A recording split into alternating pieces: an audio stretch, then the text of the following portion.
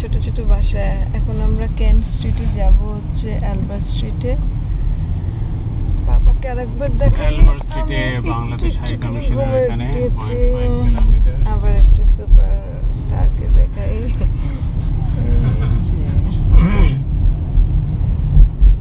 রাস্তা খুবই ন্যারো।